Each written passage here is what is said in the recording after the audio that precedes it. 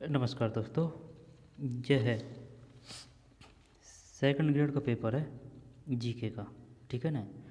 अब जीके का होने की वजह से सभी एग्ज़ामों में समान दृष्टि से उपयोगी है, चाहे वो छोटी से छोटी एग्ज़ाम हो या फिर बड़ी से बड़ी एग्ज़ाम हो, क्योंकि जनरल पेपर सब में होता है और जीके सब में आती है।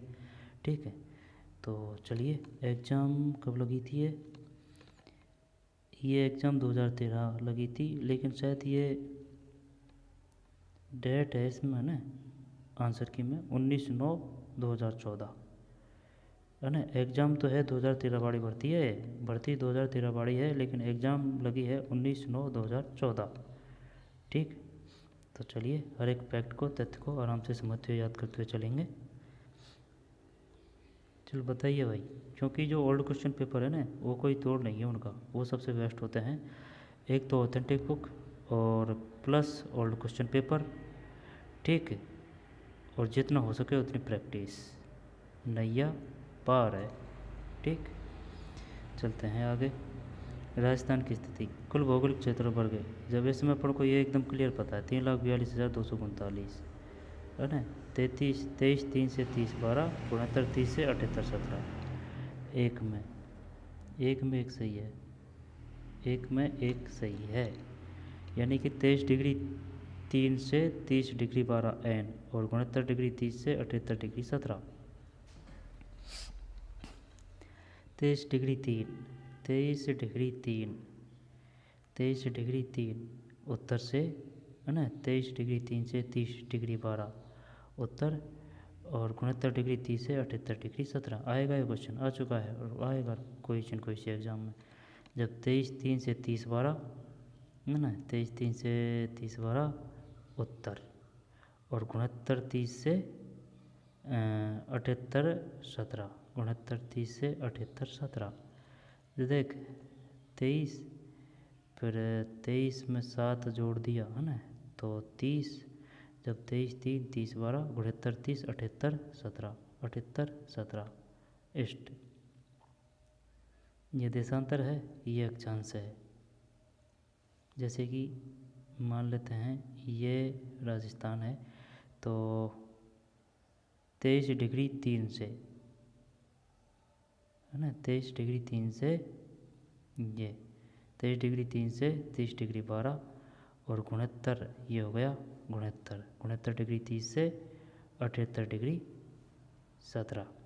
ठीक, ये इस प्रकार से बताना होता है। जैसे कि ये वर्ल्ड है, ये भूमध्य रेखा है, ये भारत है ना। तो भारत है तो इस प्रकार से आएगा ना, ये ऐसे है 3,42,239.74 है ना। 23 3 30 12 फिर 69 30 78 17 69 30 78 17। जब 23 में 7 30, ठीक, ये तो याद है, लेकिन 3 और 12 और याद करना पड़ेगा है ना। 69 78 ये याद है, 69 78 69 यानी 70 यानी कि 8। 69 में अगर 69 70 9 जोड़ेंगे जब जाके 78 होगा। 69 70 ठीक 9 है ना। जब 69 जैसे कि 69 में 6 9 है, तो भाई 69 में 9 और जोड़ दे तो फिर 78 हो जाएगा ना। 69 30 78 17। और अगर यहाँ ऐसे रह जाए, ये तो याद है 3,42,239.74। अगर ऐसे रह जाए तो और भी अच्छी बात है। 30 3 से 30 12 69 30 से 78 17 याद है, वैसे कोई दिक्कत नहीं है। 1000 मिलीग्राम की समदाब रेखाएँ जुलाई माह में गुजरती है।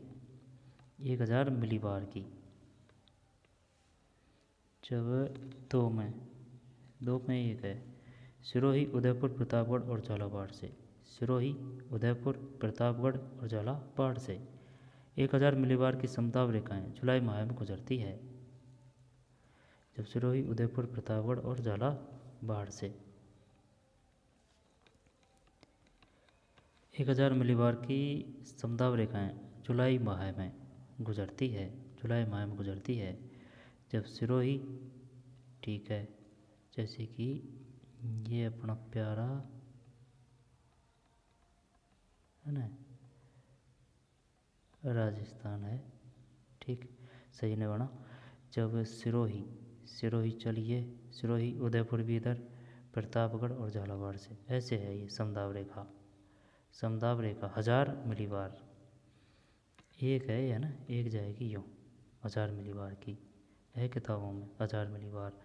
जब सिरोही सिरोही उदयपुर प्रतापगढ़ और झालावाड़ तो मैं सिरोही उदयपुर प्रतापगढ़ और झालावाड़ से। फिर अपवाद क्षेत्र की दृष्टि से राजस्थान की नदी प्रणाली में सही अवरोही क्रम है। अवरोही क्रम यानी कि बड़ी से छोटी। जब बनास चंबल लूनी आएगी इसमें ना, लूनी और माही 3 में। ये डिलीट कर दिया भाई, कोई बात नहीं। फिर राजस्थान में प्रथम योजना काल से अब तक फसलों के प्रतिरूप में क्या परिवर्तन, आंकड़े पूर्णांक में घटित हुए हैं। देखते हैं क्या है इसमें। 4 में 4 है, 4 में 4 है, यानी कि 2 और 3 है, 2 और 3 है, 2 और 3। दालों का क्षेत्रफल 21% से घटकर 18% रह गया है। तिलहनों का क्षेत्रफल 6% से बढ़कर 21 हो गया है, यानी कि दालों का क्षेत्रफल 21 से घटकर 18 रह गया है, सही है। और तिलहन का क्षेत्र बढ़ा है भाई, 6 से हो गया 21, डबल। 6 से 18 क्या ट्रिपल हो गया, 6% से 21%, है ना। 21 का तो हो गया 18 ये दालों में, और तिलहन का हो गया 6 से 21। वाणिज्यिक फसल है। फिर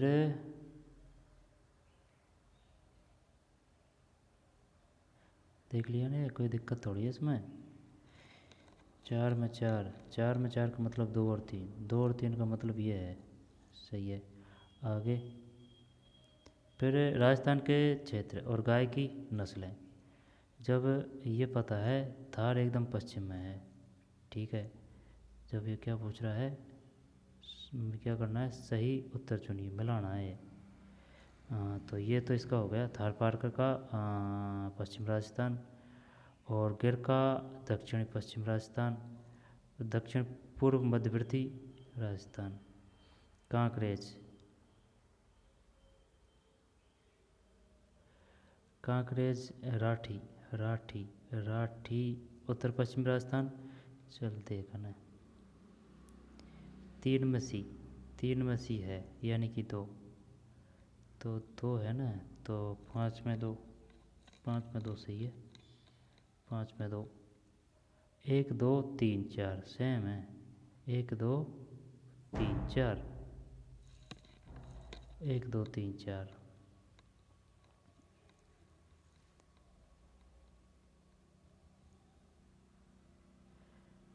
1 2 3 और 4, यानी कि उत्तर पश्चिम राजस्थान में ऊपर ही ऊपर, इधर बीकानेर साइड ये राठी है। और दक्षिण पश्चिम राजस्थान की बात है, ये कांकरेज है ना, जालौर साइड कांकरेज। और थार पारकर ये एकदम जैसलमेर है। और दक्षिण और पूर्वी इधर बड़ा है ना, ये गिर है गुजरात के जो आसपास का है ना वो। जो उत्तर पश्चिम राजस्थान राठी, कोई दिक्कत, राठी।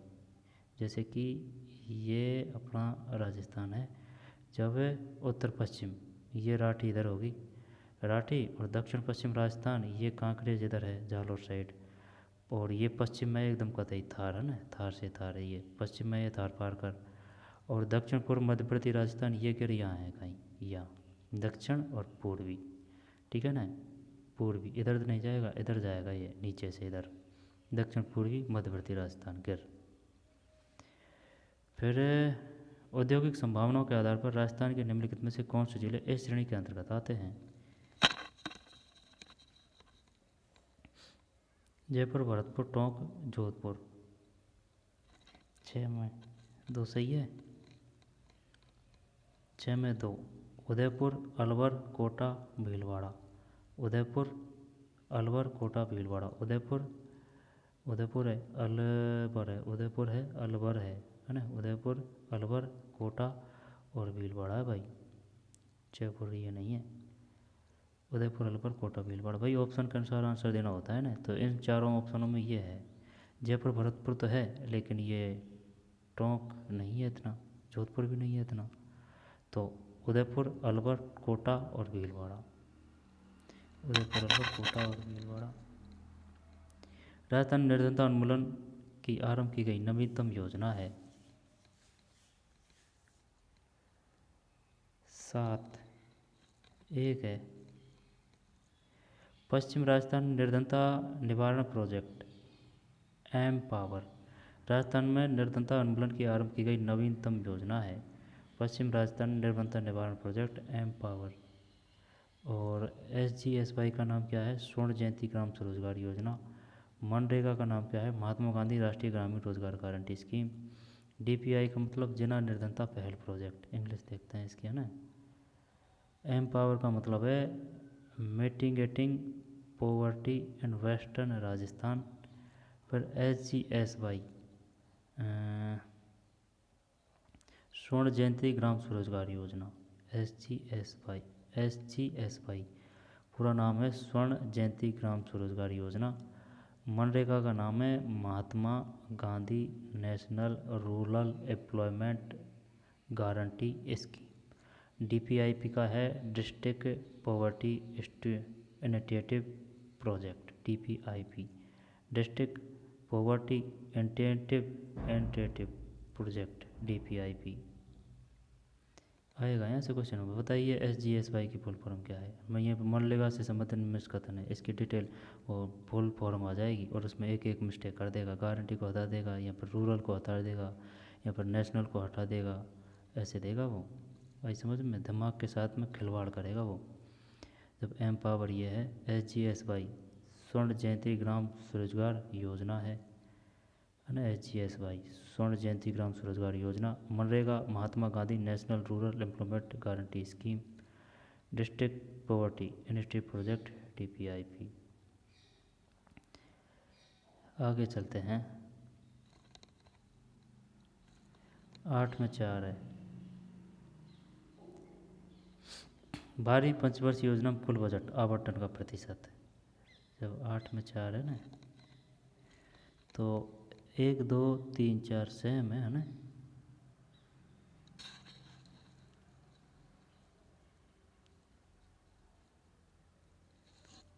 गलत कर रहा है यार तू, देख 1 2 3 4 तो ये हो गया।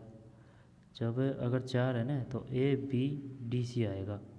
ABDC इसमें है तो इसमें क्या आएगा?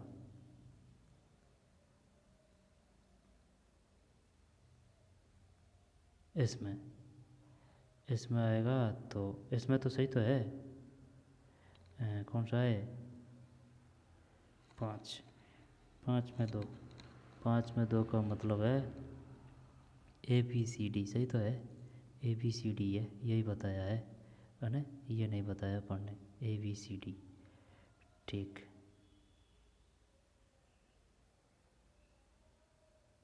ABCD है, इसमें क्रम सही है। और इसका है ये कौन सा? उदयपुर, अलवर, कोटा, भीलवाड़ा। और इसमें ये है एम पावर। SGSY का क्या मतलब है? मनरेगा का क्या मतलब है? DPIP का क्या मतलब है? और अब ये करना है अपन को, अब ये करना है तो इसमें क्या है? कौन सा है ये? काफ़ी लंबा, पूरा 8 है ना। 8वां है। 8वां में 4 है। 4 का मतलब ABDC है। ABDC यानी कि कृषि एवं सहायक क्रियाएं 6.41, ग्रामीण विकास 9.10, ऊर्जा 37.43, सामाजिक एवं सामुदायिक सेवाएं 34.53। 12वीं पंचवर्षीय योजना के बारे में है ये। 12वीं पंचवर्षीय योजना में कुल बजट आवंटन का प्रतिशत है। 8 में 4 है। ABDC, A, B, D और C कृषि एवं सहायक क्रियाएँ 6.41।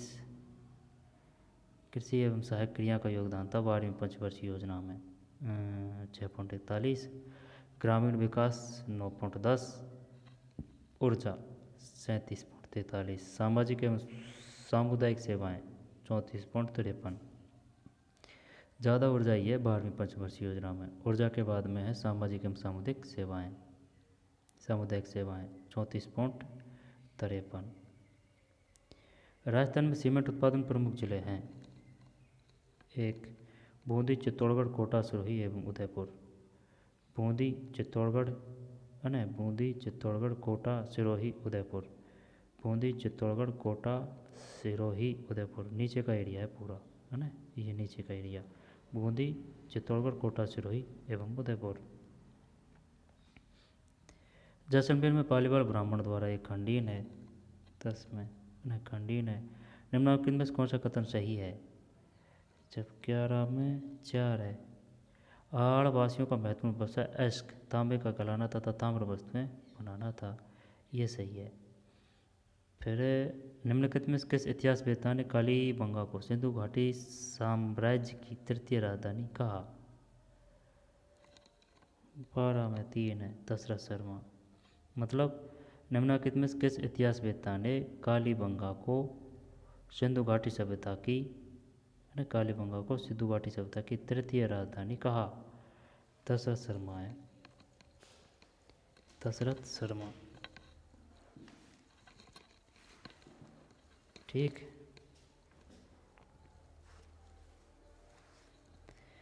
दशरथ शर्मा है भाई। 12 में निम्नलिखित किस इतिहासवेत्ता ने कालीबंगा को सिंधु घाटी साम्राज्य की तृतीय राजधानी कहा? 12 में 3, दशरथ शर्मा। ठीक, दशरथ शर्मा।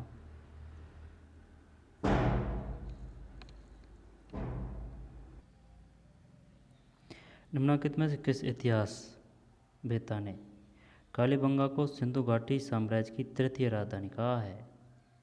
आई बात समझ में? दशरथ शर्मा है।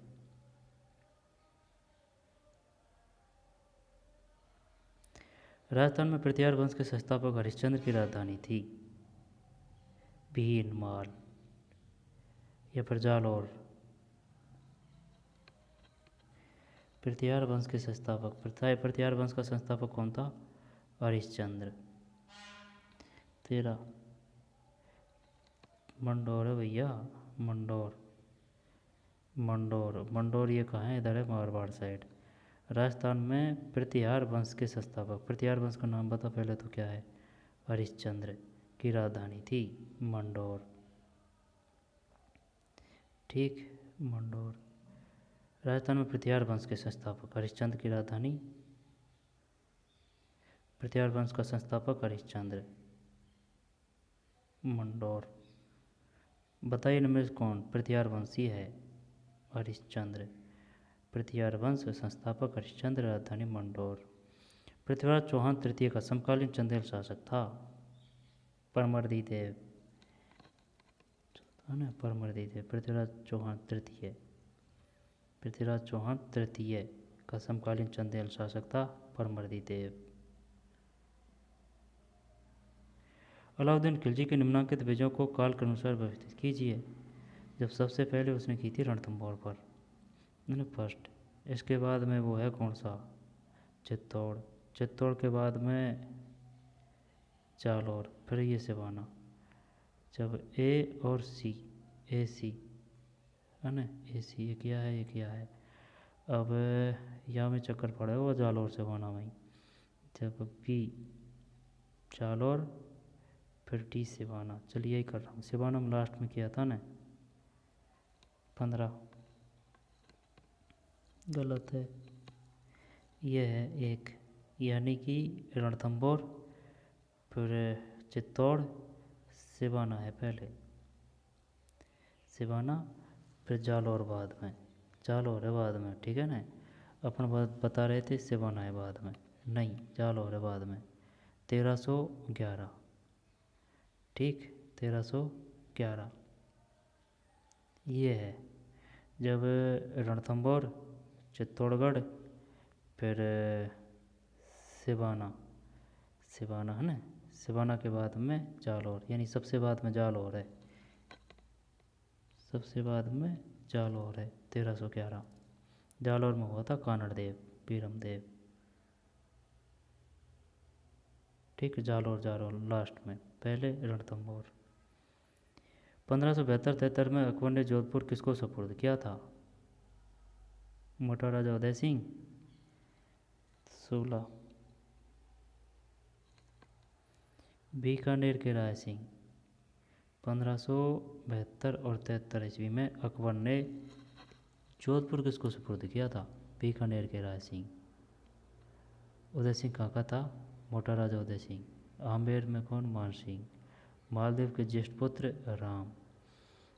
मालदेव के ज्येष्ठ पुत्र का नाम क्या था? राम। जबकि अब अपनों को इसमें क्या करना है कि भाई 1572-73 में अकबर ने जो जोधपुर किला था वह किसको दिया था? बीकानेर के राय सिंह को दे दिया था 72-73 में। राणा राज सिंह मेवाड़ समकालीन था। राणा राज सिंह मेवाड़ समकालीन था।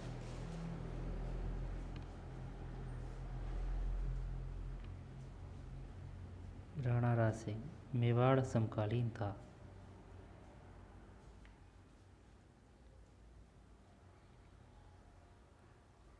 सत्रह, ये डिलीट कर दिया भाई। राणा राज सिंह मेवाड़ समकालीन था। इसमें 100 से ज़्यादा ऑप्शन है इस वजह से। राज सिंह कहाँ का शासक था? मेवाड़ का। कतिपय राजपूत शासकों की सूची नीचे दी जा रही है, इनमें से किन्हीं दो का चयन करें जिन्होंने मुगलों को सहयोग किया। जब मुगलों को मान सिंह ने और राय सिंह ने, नहीं ये तो एकदम अपनी जान है, ये तो राणा सांगा चंद्रसेन तो ठीक। जब मान सिंह ने किया था सहयोग और राय सिंह ने किया था, राय सिंह भी बीकानेर का था ना। सी और डी 1/18 में सही है। राणा सांगा चंद्रसेन ये तो अपने राजस्थान की शान है। आई बात समझ में? जब ये कैसे वो करेगा सपोर्ट उनका।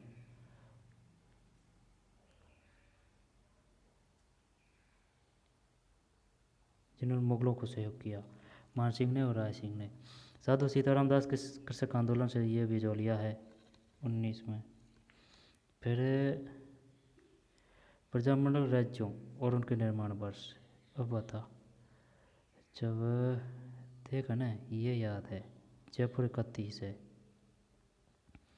जयपुर 31 है। अब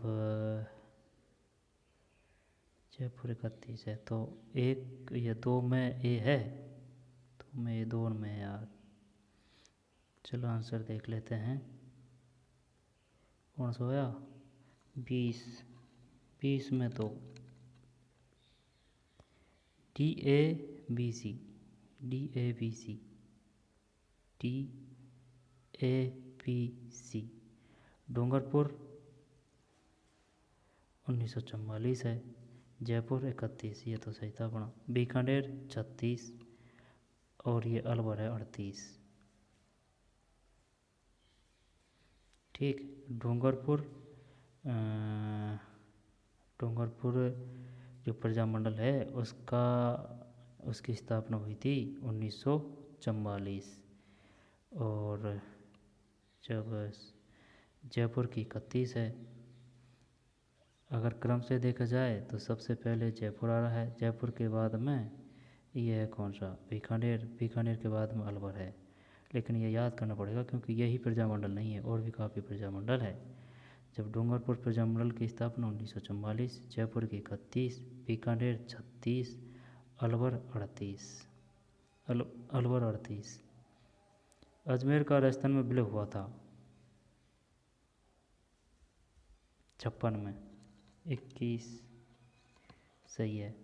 1 नवंबर। कितने सोपानों में सिरोही का राजस्थान में विलय हुआ? जब सिरोही का 2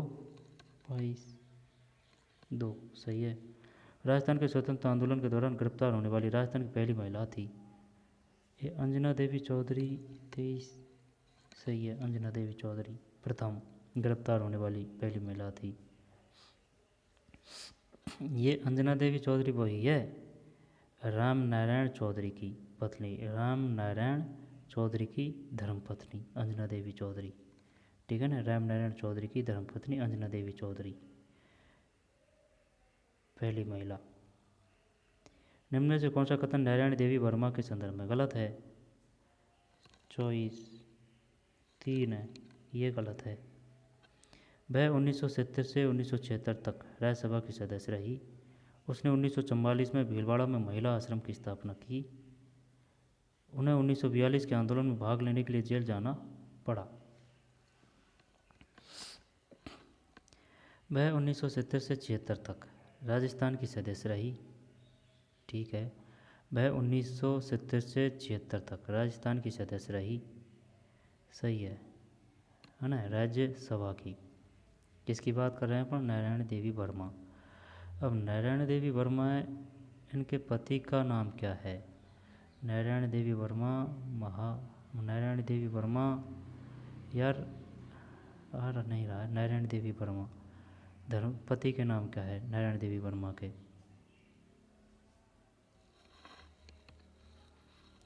उसके भी लास्ट में ही वर्मा होगा ना।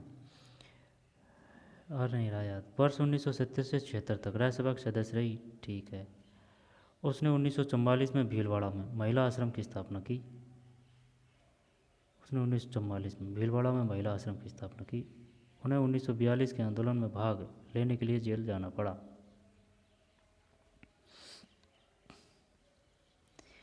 1970 से 76 तक राज्यसभा की सदस्य रही। सही है। फिर उसने 1944 में भीलवाड़ा में महिला आश्रम की स्थापना की। ये बताइए, भीलवाड़ा में महिला आश्रम की स्थापना कब की थी? 1944 में। किसने की थी? नारायण देवी वर्मा ने। महादेवी वर्मा लगे। तो 1970 से 76 राज्यसभा के सदस्य, 1944 भीलवाड़ा महिला आश्रम की स्थापना, 1942 के आंदोलन में भाग लेने के लिए जेल जाना पड़ा। नारायण देवी वर्मा अजमेर के ख्वाजा मुइनुद्दीन किस सूफी सिलसिला से संबंधित है? 25/3 चिश्ती। अजमेर के ख्वाजा मुइनुद्दीन की किस सूफी सिलसिला से संबंधित है? चिश्ती। 25 में चिश्ती है। किस दुर्ग का प्रवेश द्वार नौलखा दरवाज़ा के नाम से जाना जाता है?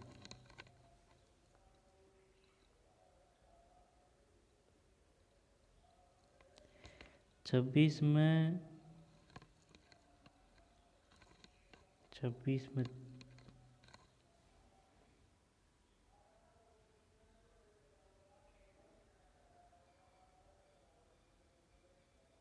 4 है। नौलखा दरवाज़ा के नाम से जाना जाता है रणथंभौर। गोगा जी का मेला, यार ये सावन या भादो? चल सावन ही करते हैं। 27 भादो है। भादो। गोगा जी का मेला किस माह में पड़ता है? भादो। सावन भादो। सावन के बाद में भादो। ठीक है ना। भादो है, भाद्रपद। मेमबंद आभूषण ये तो सिर पे है। 28। फिर तेजाजी का जन्मस्थल तय से पर्वतसर, तो पर्वतसर है नहीं है यहाँ। जब अब पर्वतसर नहीं है, तेजाजी के जन्मस्थान का नाम है तेजाजी। तेजाजी तेजाजी तेजाजी खड़नाल 29। खड़नाल या खड़नाल। कोलू तो पाऊ जी का है, ददेरवा गोगा जी का है, और ये आसिंद भीलवाड़ा में है। जो ददेरवा गोगा जी कहते, ददेरवा में दे है, तो ये गोगा जी का है। इसमें गए है ना 2 बेर। ददेरवा गोगा जी का, आसिंद ये भीलवाड़ा में है। ये पता नहीं किसका है। कोल्लू ऊ में ऊ की मात्रा है, तो पाबूजी ऊ की मात्रा है ना। और ऊँट में भी ऊ की मात्रा है, तो कोल्लू, पाबूजी और ऊँट। अब करनाल, ये करनाल हो गया तेजाजी का। ठीक, करनाल। फिर लेखक और ग्रंथ क्या करना है इसको? सही उत्तर का चयन कीजिए। जब कर्णिदान सूरज प्रकाश है, पद्मनाभ कानड़दे प्रबंध है, और दौलत विजय। अब ये दोनों हो रहे, इनको करना है बस। जगजीवन भट्ट। देखते हैं क्या है।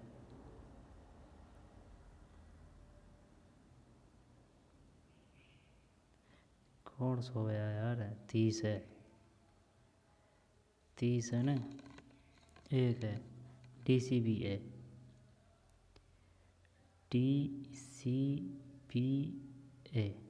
TCBA उल्टा है। कर्णिदान सूरज प्रकाश, दौलत विजय कुमार रासो, पद्मनाभ कानड़दे प्रबंध, जगजीवन भट्ट, अजीतोदय। कंडीदान तो याद है ना, सूरज प्रकाश यानी सूरज से किरण निकल रही है। दौलत विजय कुमार रासो है। पद्मनाभ कानड़दे प्रबंध है। और दौलत यानी दौलत मिलने पर खुमार आ जाता है भाई, खुमार रासो। जगजीवन भट्ट, अजीतोदय। किशनगढ़ शैली का प्रसिद्ध चित्रकार था नागरीदास है, ठीक, नागरीदास। रावण हत्या एक प्रकार का वाद्य यंत्र है। राजस्थान में जब पहली बार राष्ट्रपति शासन लगाया गया, राज्य के राज्यपाल थे, ये थे जोगिंदर सिंह, नहीं, संपूर्णानंद। राजस्थान में जब पहली बार राष्ट्रपति शासन लगाया गया, राज्य के राज्यपाल थे, राज्यपाल की बात है ना, तो संपूर्णानंद, संपूर्णानंद। राजस्थान में जब पहली बार राष्ट्रपति शासन लगाया गया, राज्य के राज्यपाल थे, यानी कि संपूर्ण ही वो लगा दिया, ठीक है ना। राष्ट्रपति शासन संपूर्णानंद के समय राज्यपाल थे। संविधान के अनुसार मुख्यमंत्री किया जाता है नियुक्त। 34 नियुक्त। राज्य में संसदीय सचिव किसके समक्ष शपथ लेता है या प्रतिज्ञान करता है? संसदीय सचिव किसके समक्ष शपथ लेता है या प्रतिज्ञान करता है? राज्यपाल, नहीं, मुख्यमंत्री के। राज्य में संसदीय सचिव किसके समक्ष शपथ लेता है या प्रतिज्ञान करता है? मुख्यमंत्री के।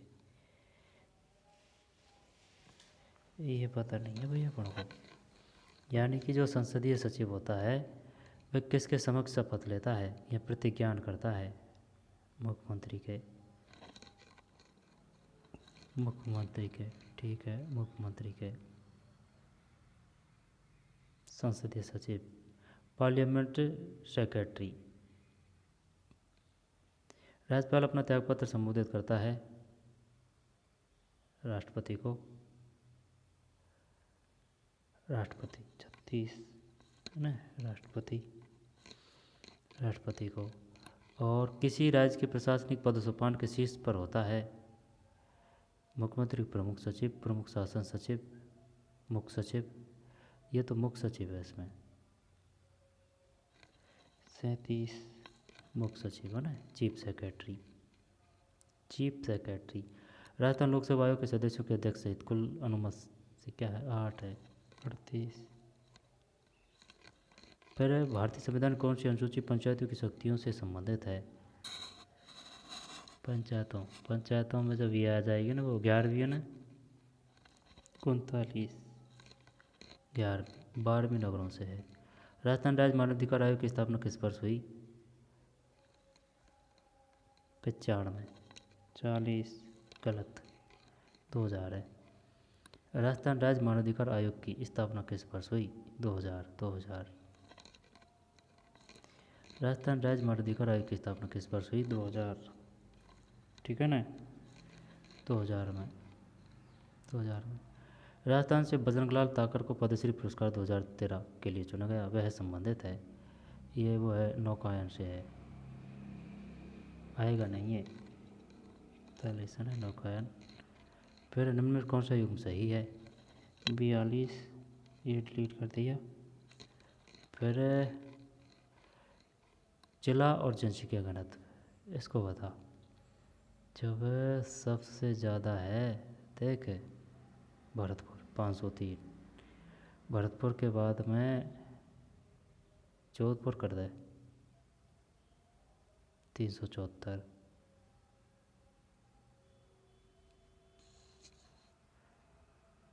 सबसे कम अजमेर कर रहा हूँ इसमें 161। रुक थम जा, देख, भरतपुर 503 और कोटा 374, फिर अजमेर 305, जोधपुर 161। देखते हैं क्या है ना, 43, 4 है, 4 3 2 1, 4 3 2 फिर 1, जोधपुर 61 सही है ना। कोटा 374, ये भी सही है अपना। अजमेर 305, हाँ सही था। देख सबसे ज़्यादा भरतपुर 503 सही है। भरतपुर के बाद में कोटा 374, कोटा के बाद में फिर अजमेर 305, फिर जोधपुर 161। ठीक। जोधपुर 161, कोटा 374, अजमेर 305, भरतपुर 503। निम्नलिखित लेखकों में से कौन ए हिस्ट्री ऑफ राजस्थान के लेखक है? एक है रीमा आहूजा, ए हिस्ट्री ऑफ राजस्थान के लेखक रीमा आहूजा। निम्नलिखित योजनाओं पर विचार कीजिए। जब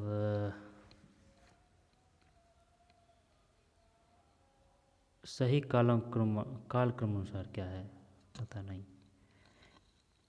45 डिलीट कर दिया है। अरे 45 जननी शिशु सुरक्षा योजना, स्वावलंबन योजना, राष्ट्रीय महिला कोष, स्वयं सिद्ध योजना, डिलीट कर दिया है क्वेश्चन। राजस्थान में राजीव गांधी पर्यावरण संरक्षण पुरस्कार प्रदान किए जाते हैं। 46 2 है। विश्व पर्यावरण दिवस 5 जून को राजस्थान में राजीव गांधी पर्यावरण संरक्षण पुरस्कार प्रदान किए जाते हैं। राजीव गांधी पर्यावरण संरक्षण पुरस्कार, ठीक है ना। विश्व पर्यावरण दिवस 5 जून को। 5 पृथ्वी दिवस 22 अप्रैल को, ये क्वेश्चन आ चुका है। पृथ्वी दिवस मनाया जाता है 22 अप्रैल को। ओजोन परत संरक्षण दिवस 16 सितंबर को। ओजोन परत संरक्षण दिवस 16 सितंबर को। पृथ्वी दिवस 22 अप्रैल को। ओजोन परत संरक्षण 16 सितंबर, पृथ्वी दिवस 22 अप्रैल, विश्व पर्यावरण दिवस 5 जून, राजीव गांधी के जन्म दिवस 22 अगस्त।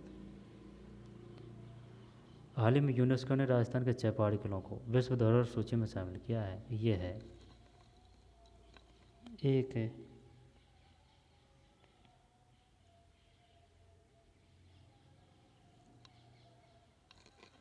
मतलब है चित्तौड़गढ़, कुंभलगढ़, रणथंभौर, आमेर, जैसलमेर, गागरोन। हाल ही में यूनेस्को ने राजस्थान के 6 पहाड़ी किलों को विश्व धरोहर सूची में शामिल किया है। चित्तौड़गढ़ का किला, कुंभलगढ़ है ना जो राजसमंद में है, रणथंभौर सवाई माधोपुर में, आमेर जयपुर, जैसलमेर जैसलमेर का ही, गागरोन झालावाड़। रघुराम राजन की रिपोर्ट के अनुसार राजस्थान राज्य को माना जाता है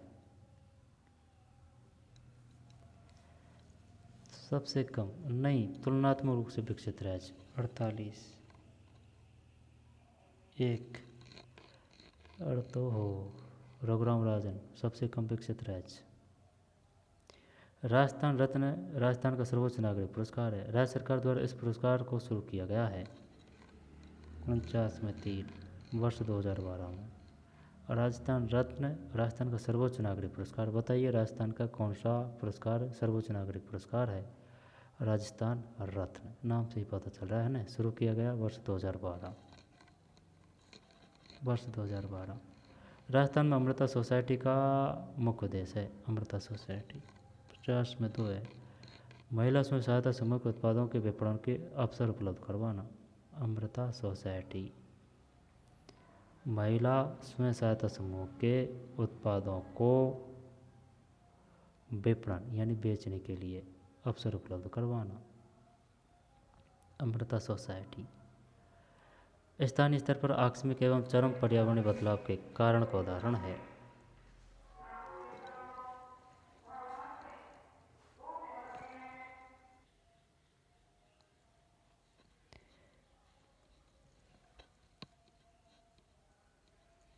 क्या मन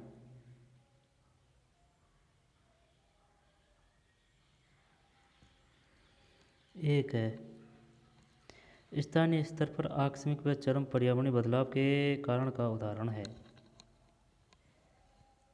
हैरिकेन प्रभंजन। स्थानीय स्तर पर आकस्मिक एवं चरम है। स्थानीय स्तर पर आकस्मिक एवं चरम पर्यावरणीय बदलाव के कारण का उदाहरण है हैरिकेन प्रभंजन। सहारा मरुस्थल से होकर भूमध्य सागरीय क्षेत्र को प्रभावित होने वाली गर्म धूल भरी पवन जानी जाती है।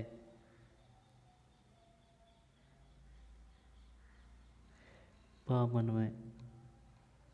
एक है सहारा मरुस्थल से होकर भूमध्य सागरीय क्षेत्र को प्रभावित होने वाली गर्म धूल भरी पवन जानी जाती है सिरोक्को। सहारा मरुस्थल गर्म धूल भरी पवन है सिरोक्को। सिरोक्को सहारा मरुस्थल से होकर, ठीक है, भूमध्य सागरीय क्षेत्र को, ठीक है, प्रभावित होने वाली गर्म धूल भरी पवन जानी जाती है सिरोक्को। यहाँ पर गर्म धूल भरी पवन है सिरोक्को। सहारा मरुस्थल में है कौन सी पवन? सिरोक्को। सन 2013 में विश्व पर्यावरण दिवस पर क्या नारा दिया गया? विचारिए, खाइए और बचाइए। विचारिए, खाइए और बचाइए। चुंबी घाटी किन देशों के प्रतिच्छेद स्थल पर स्थित है? नहीं पता। 54। भारत, भूटान, तिब्बत। चुंबी घाटी किन देशों के प्रतिच्छेदित स्थल पर स्थित है? Intersection of which countries? Bharat, Bhutan एवं तिब्बत। भारत, भूटान एवं तिब्बत। चुंबी घाटी। चीन एवं जापान के मध्य सामरिक तनाव किस द्वीप से संबंधित है?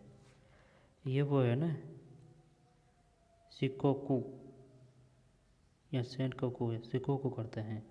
चीन एवं जापान के मध्य सामरिक तनाव किस द्वीप से? 55। सेनकाकू है। Diaoyu Senkaku.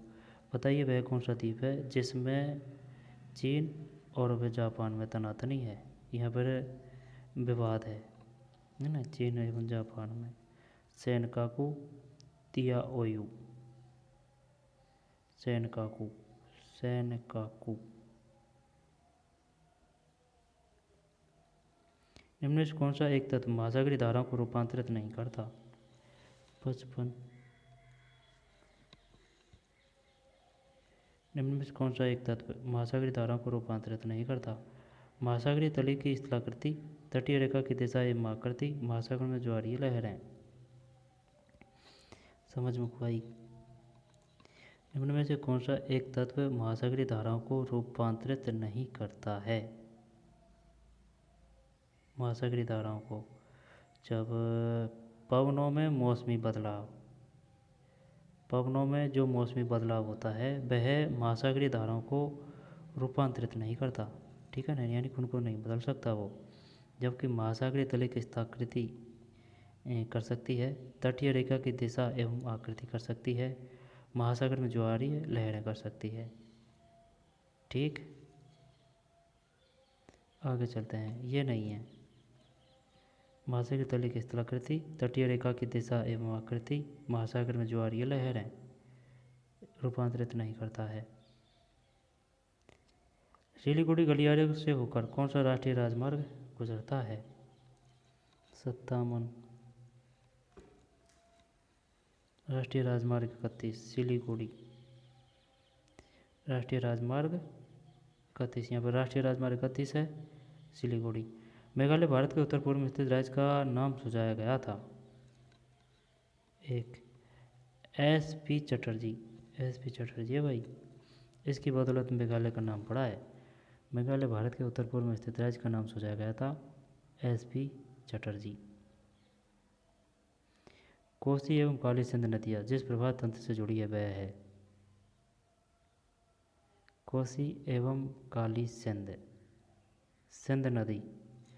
59। 4 है यार, गंगा नदी। कहाँ सही है और कहीं भाई? बिहार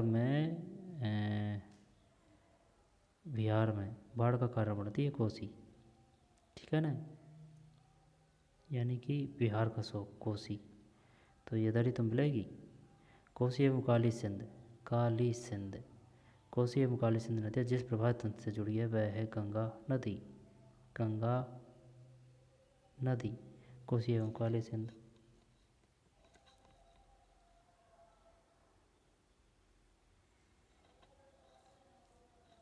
ठीक है ना, कोसी एवं काली सिंध नदियाँ किस प्रवाह तंत्र से जुड़ी है वह है? 59 में 4 है गंगा नदी। कोसी, बिहार में बाढ़ का कारण बनती है कोसी। बिहार का शव किसे कहा जाता है? कोसी को। तो कोसी एवं काली सिंध, गंगा नदी। वह साधन जिससे पृथ्वी पर सही स्थिति प्राप्त की जाती है। जीपीएस सेट, सही है जीपीएस। जीपीएस का पूरा नाम क्या है? पूरा नाम नहीं दे रखा है ना। फिर औपनिवेशिक भारत में कौन सा संवैधानिक अधिनियम मॉन्टेग्यू की घोषणा की परिणति था? मार्लेमेंटो ये तो 1909 है। और मॉन्टेग्यू चोसफोर्ड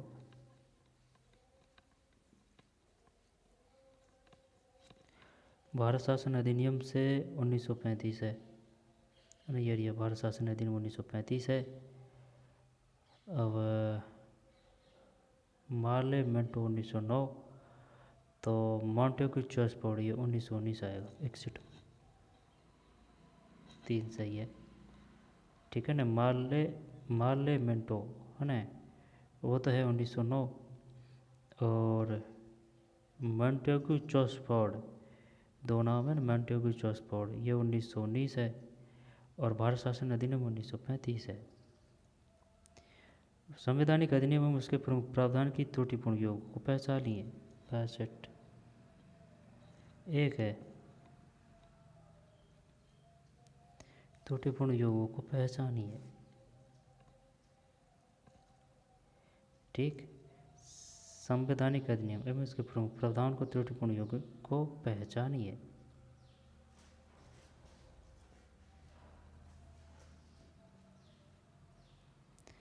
संवैधानिक अधिनियम एवं उसके प्रमुख प्रावधान को त्रुटिपूर्ण योगों को पहचानिए।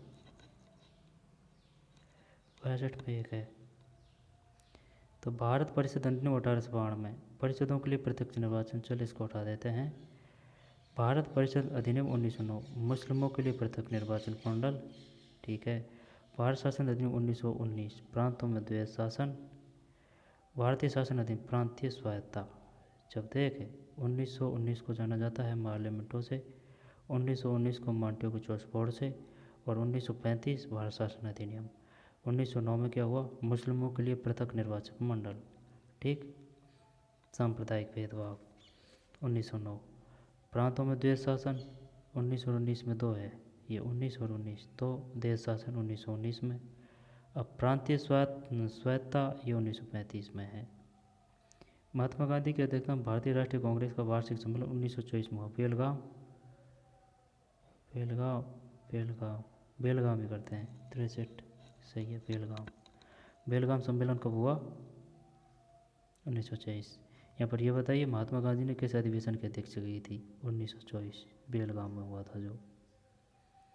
स्वतंत्रता संघर्ष के किस आंदोलन के दौरान गांधी इरविन समझौता पर हस्ताक्षर हुए?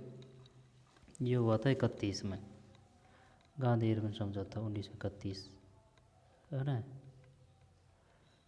सविनय के आंदोलन, ठीक, सविनय के आंदोलन। संविधान सभा में प्रारूप समिति के अध्यक्ष यानी ड्राफ्टिंग की बात आ रही है तो फिर डॉक्टर B.R. अम्बेडकर, सही है, B.R. अम्बेडकर। और गांधी इरविन समझौते पर हस्ताक्षर हुए। सविनय के आंदोलन 1931, बेलगाम 1924 महात्मा गांधी, 1909 मार्लेमेंटो मुस्लिमों के लिए पृथक निर्वाचन मंडल, 1919 मॉन्टेग्यू चोसफोर्ड प्रांतों में द्वैध शासन, भारत शासन अधिनियम 1935 प्रांतीय स्वायत्ता। स्वतंत्रता संघर्ष ये हो गया। फिर भारतीय संविधान की कौन सी अनुसूची दल विरोध कानूनी? 10वीं है, 66, ठीक है ना, 10वीं। फिर भारत एक गणराज्य है क्योंकि गणराज्य है, राष्ट्रपति निर्वाचित होता है, हाँ निर्वाचित होता है, यही करते हैं। 67 सही है, राष्ट्रपति निर्वाचित होता है। भारतीय संविधान में कौन सा मूल अधिकार मानव के दुर्व्यवहार को निषिद्ध करता है? ये वो है शोषण के विरुद्ध अधिकार। देखते हैं, सही है। भारतीय संविधान कौन सा मूल अधिकार मानव के दुर्व्यवहार को निश्चित करता है? शोषण के विरुद्ध अधिकार। फिर देख, संवैधानिक उपचारों का अधिकार, ये कौन सा है? 21 है या फिर 29 है? संवैधानिक उपचारों का 29 है ये। स्वतंत्रता का अधिकार, समानता 17 है। समता का अधिकार, स्वतंत्रता नहीं, अस्पृश्यता का जो है ना, अस्पृश्यता को लेकर वो अनुच्छेद 17 में है। अस्पृश्यता 17, संवैधानिक उपचार ये 29 है, प्राण में दैहिक ये 21 है, और समानता के बाद 14 है। जब 68 में 1 है, शोषण के विरुद्ध अधिकार। मूल अधिकार मानव के दुरुपयोग से निश्चित करता है शोषण के विरुद्ध अधिकार। निम्नलिखित कथनों पर विचार कीजिए। 69 3 है, ए और बी दोनों। जब संसद कोई कानून नहीं बना सकती जो मूल अधिकारों का अतिक्रमण करे, संसद संविधान संशोधन द्वारा मूल अधिकारों को परिवर्तित कर सकती है। कौन से कथन सही है? 69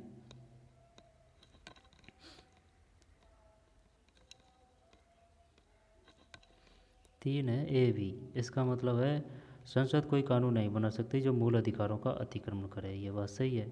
संसद संविधान संशोधन द्वारा मूल अधिकारों में परिवर्तित कर सकती है। मूल अधिकारों में कर सकती है, लेकिन मूल ढांचा में परिवर्तन नहीं कर सकती संसद। भारतीय संविधान किस भाग में राज्य के नीति निर्देशक तत्वों को उल्लेख है? 4 के। नहीं नहीं नहीं नहीं, क्या नहीं है भैया, ओनली 4 है। राज्य के नीति निर्देशक तत्व, भाग 4। भारतीय संविधान किस भाग में राज्य के नीति निर्देशक तत्वों को उल्लेख है? भाग 4।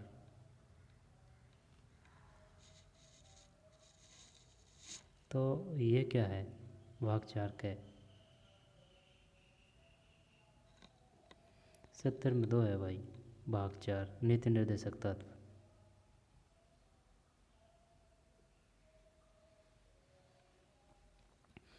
निम्नलिखित में किसका उल्लेख राज्य के नीति निर्देशक तत्वों में नहीं हुआ है?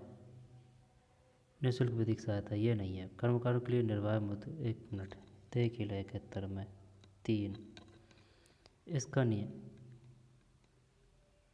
निम्नलिखित में किसका उल्लेख राज्य के नीति निर्देशक तत्वों में नहीं हुआ है? 71 में 3 है यार।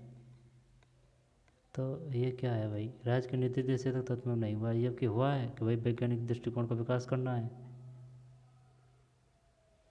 तो गलत तो नहीं है, तत्वों में हुआ है, शायद ये आएगा वैज्ञानिक दृष्टिकोण का विकास, ये तो है, श्योर है इस पर तो। कौन चल जाने दे।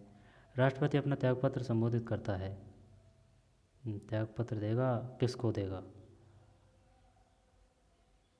भारत के उपराष्ट्रपति को, भारत के महान्यायवादी को,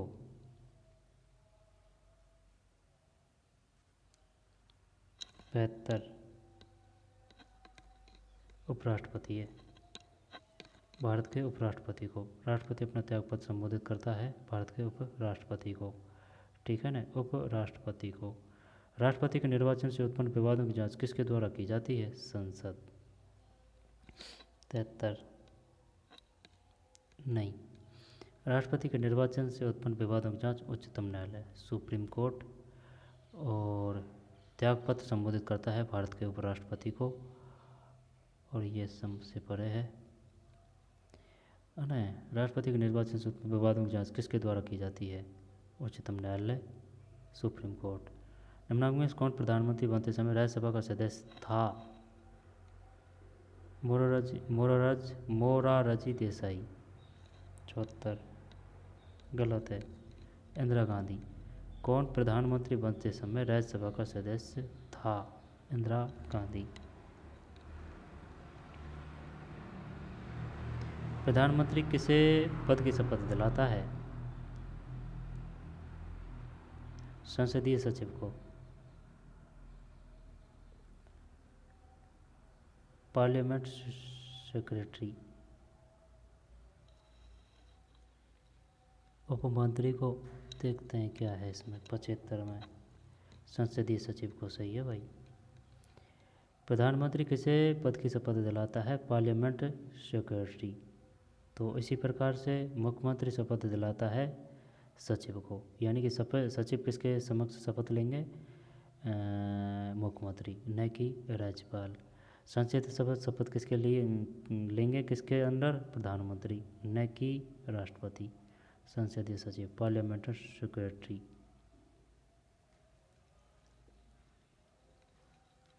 संसदीय, लोकसभा विधानसभा सेक्रेटरी। ये पार्लियामेंट सेक्रेटरी की बात कर रहा है। अब राज्य में आएगी विधानसभा सेक्रेटरी, राज्यपाल। अब इसमें मुख्यमंत्री है।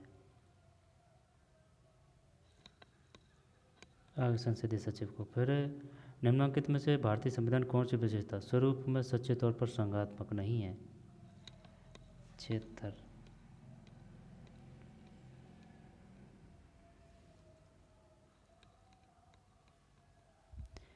निम्नलिखित में से भारतीय संविधान कौन सी विशेषता स्वरूप में सच्चे तौर पर संघात्मक नहीं है? 76। 3, ये नहीं है।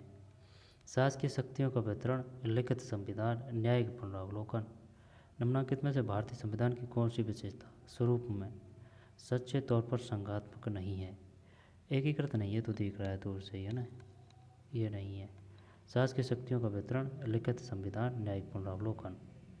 राजनीतिक दल और उसके नेता त्रुटिपूर्ण को पहचानिए। ये नहीं आता पढ़ पे। 77। 1 है, यानी कि ये नहीं है। भारतीय communist party, S Sudhakar Reddy. Bharat की कम्युनिस्ट पार्टी मार्क्सवाद, प्रकाश कारात। बहुजन समाज पार्टी, मायावती। मायावती तो याद है। बहुजन समाज पार्टी, मायावती। भारत की कम्युनिस्ट पार्टी सीपीआई, है ना? सीपीआई, भारत की कम्युनिस्ट पार्टी सीपीआई, प्रकाश कारात। और communist party of India CPI, ये मार्क्सिस्ट है, इसमें प्रकाश रावत है। और इसमें एस सुधाकर रेड्डी है। एस सुधाकर रेड्डी। तीस्ता नदी के जल बंटवारे पर भारत का किस पड़ोसी देश के साथ विवाद है? तीस्ता, बांग्लादेश। 78। नवंबर 2013 में कौन से देश ने अपने नाभिकीय ऊर्जा कार्यक्रम के संबंध में P5+1 देशों के साथ एक अंतरिम समझौता किया? 79। ईरान है भाई, ईरान। नवंबर 2013 में कौन से देश ने अपने नाभिकीय ऊर्जा कार्यक्रम के संबंध में P5+1 देशों के साथ अंतरिम समझौता किया? ईरान। भारत की विदेश नीति में असली गुटनिरपेक्षता का सूत्रीकरण के प्रस्तुतकर्ता थे? 4 है, अटल बिहारी वाजपेयी। भारत की विदेश नीति में असली गुटनिरपेक्षता का सूत्रीकरण के प्रस्तुतकर्ता थे?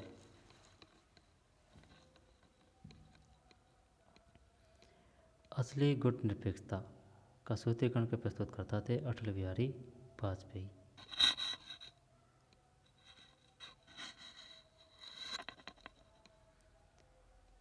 असली गुटनिरपेक्षता का सूत्रीकरण का प्रस्तुतकर्ता थे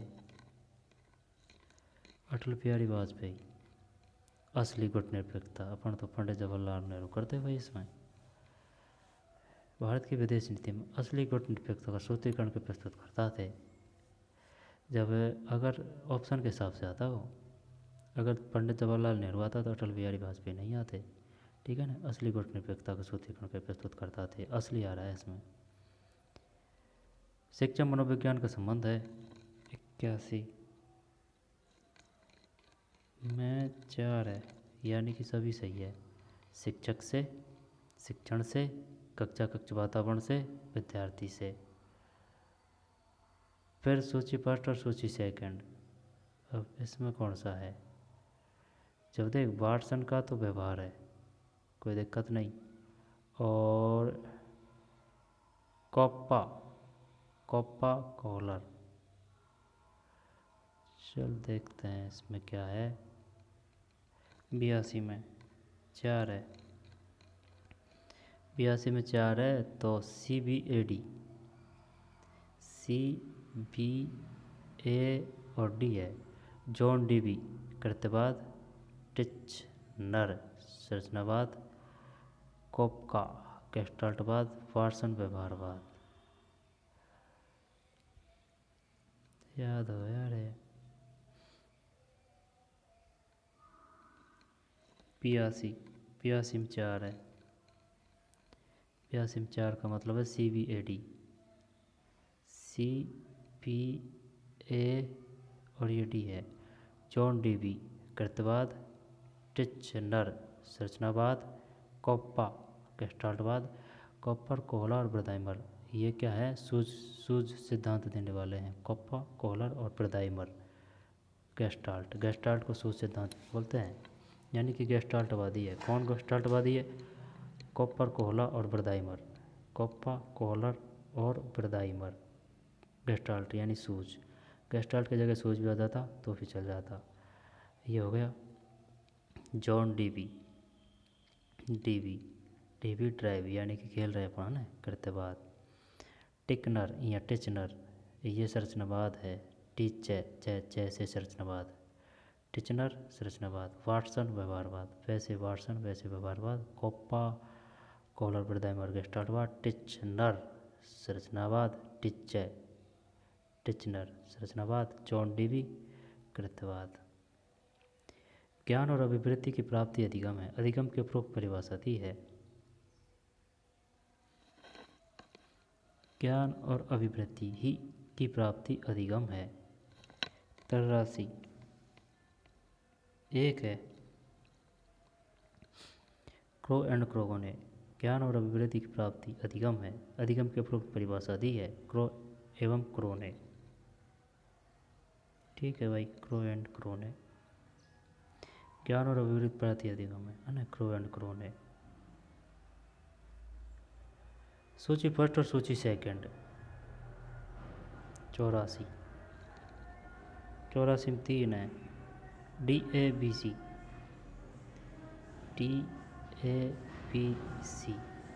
थार्नडाइक उद्दीपन और क्रिया सिद्धांत। थार्नडाइक उद्दीपन और क्रिया सिद्धांत सही है। पावलोव अनुकूलित अनुक्रिया। कार्ल हल वनबलन सिद्धांत। कोहलर अंतर्दृष्टि सिद्धांत। आर्यन बात ब्रदाइमर, कोहलर, कोप्पा। अब ये कोहलर आगा सूझ कह दे अने और सूझ सिद्धांत कह दे। यहाँ पर ऊपर गया नहीं क्वेश्चन, अंतर्दृष्टि सिद्धांत। सूझ कह दे, यहाँ पर गेस्टाल्टवादी कह दे, यहाँ पर अंतर्दृष्टि कह दे, एक ही बात है। ब्रदाइमर, कोहलर, कोप्पा ये हो गया। काल हल ले से ले अने पुनर्बलन का सिद्धांत। पावलोव ये कुत्ता पे किया था, तो यह है अनुकूलित अनुक्रिया। थार्नडाइक बिल्ली पे किया था, उद्दीपन अनुक्रिया सिद्धांत। ठीक है, थार्नडाइक बिल्ली पे, पावलोव कुत्ता पे, क्लार्क हल ये पुनर्बलन का सिद्धांत है, और कोहलर अंतर्दृष्टि सूझ ये किया था चैंपाजी पे, सुल्तान नामक चैंपाजी पे। कोई शक नहीं।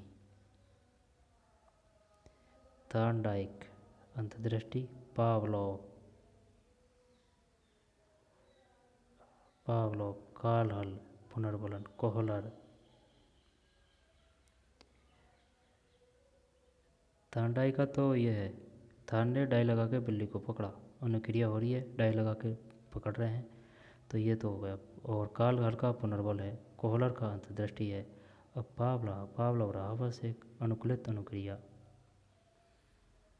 ठीक है ना। जब 84 में 3 DABC थार्नडाइक, पावलोव अनुकूलित अनुक्रिया, क्लार्क हल पुनर्बलन, कोहलर अंतर्दृष्टि। आगे चलते हैं। अधिगम प्रक्रिया में सही कड़ी का चयन कीजिए। जब 86 तो 85 3 प्रेरक लक्ष्य समायोजन परिवर्तन। 85 ये कौन सा है? 84 के बाद हमें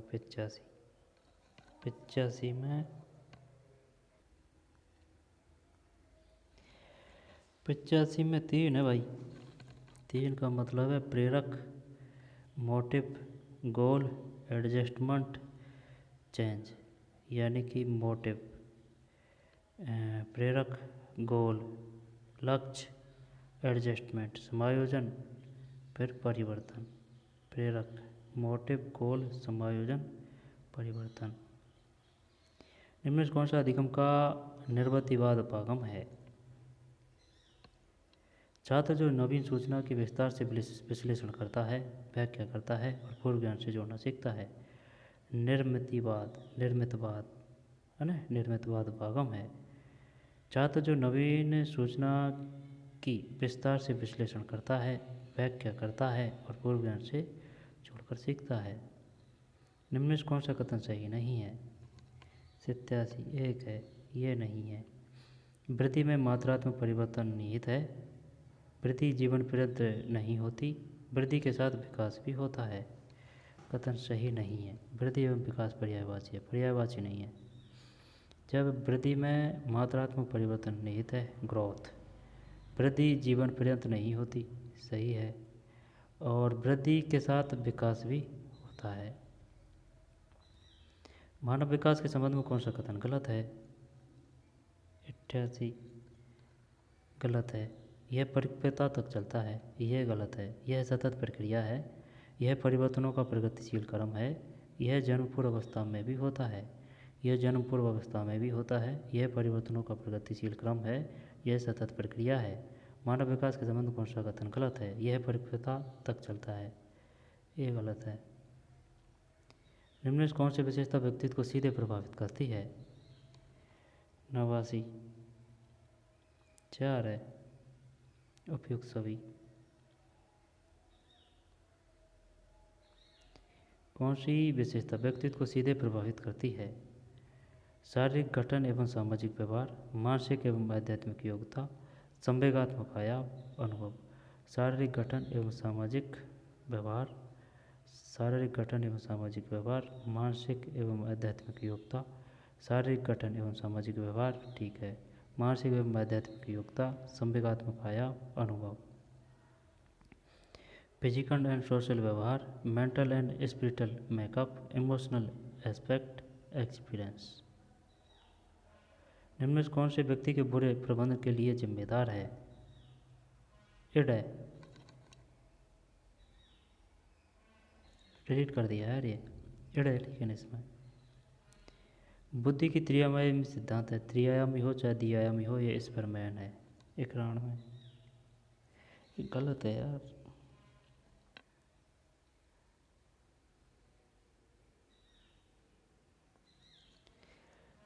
बुद्धि का त्रिआयामी की पूछ रहा है, ठीक है ना। आयामी तो गिलफोर्ड है, त्रिआयामी गिलफोर्ड, 91 में गिलफोर्ड है भैया। बुद्धि का, तो बुद्धि का द्विकारक सिद्धांत किसने दिया? एक्सपेरिमेंट ने। और 3 कारक सिद्धांत दिया एक्सपेरिमेंट ने। अब ये आयामी की बात है ना, ये कर रहा है गिलफोर्ड, ठीक, गिलफोर्ड। यानी कि मछली के गलपण है वो चारों ओर से सांस लेती है ना, तो त्रिआयामी गलपड़े गिलफोर्ड। और दी हो चाहे 3 हो, ये एक्सपेरिमेंट है। कारक में आयामी में गिलफोर्ड है। बालक सृजनात्मक योग्यता रखता है यदि वह